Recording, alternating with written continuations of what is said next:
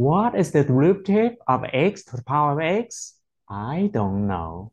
I only know the derivatives of power functions and exponential functions. Let's pick up first. The derivative x to the power of n. Here n is a constant equals n times x to the power of n minus 1. The derivative of a to the power x. Here a is a constant equals a to the power x ln a. For the given function, the base and the exponent are both variables.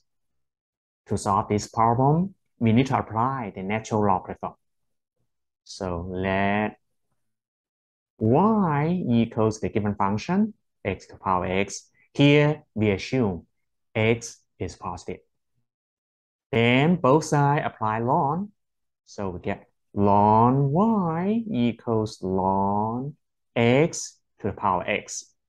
We know we can put the exponent x in front of ln. So we get ln y equals x times ln x. Now we can take the derivative for both sides with respect to x, but be careful. The left side is a composite of functions because y is a function of x. So we need to use chain rule. Let's go. So take the derivative with respect to x. So the derivative of the function equals 1 over y. You need to multiply the derivative of the inner function, which is yx. So dy over dx. The right side, product rule. So the derivative of x times second factor plus x times the derivative of the second factor. So 1 over y dy dx equals, we know the derivative of x equals 1, so we get ln x.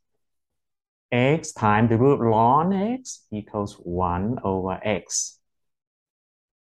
So we get 1 over y dy over dx equals ln x plus 1. Then both sides multiply by y. We get dy over dx equals y times ln x plus 1. Then we can get back to x.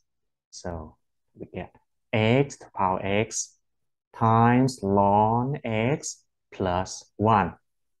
That is the final answer. If you like this video, please subscribe. Thank you.